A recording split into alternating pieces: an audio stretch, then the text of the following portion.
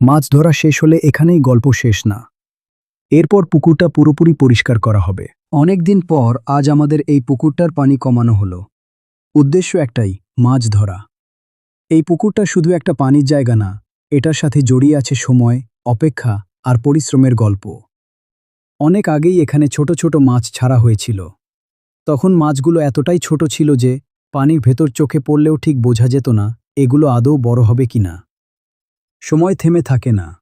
নীরবে নীরবে নীরবে দিন যায়, রাত আসে।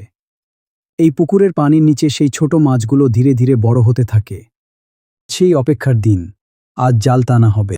পুকুরে পানি কমতেই যেন তার আসল চেহারাটা ধরা পড়তে শুরু করল। কাদা, শেওলা আর পানির নিচের নড়াচড়া সব মিলিয়ে একটা অন্যরকম অনুভূতি।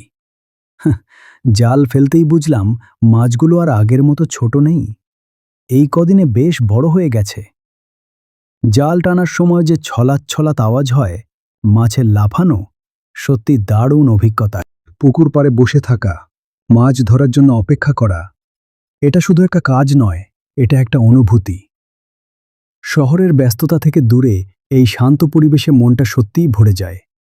আর যখন একটা মাছ ওঠে তখন মনে হয় যেন সব পরিশ্রম সার্থক।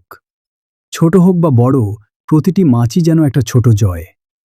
এই পুকুরটা আমাকে শিখিয়েছে ধৈর্য, শিখিয়েছে অপেক্ষা। সময় দিতে হয়, যত্ন নিতে হয়। মাছ ধরা শেষ হলে এখানেই গল্প শেষ না। এরপর পুকুরটা পুরোপুরি পরিষ্কার করা হবে। পুরনো পানি বের করে নতুন পরিষ্কার পানি ঢোকানো হবে। আবার নতুন করে মাছ চাষের জন্য পুকুরটাকে প্রস্তুত করা হবে। নতুন শুরু, নতুন আশা।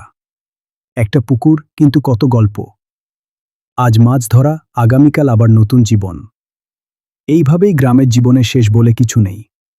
আছে শুধু নতুন করে শুরু করার সুযোগ।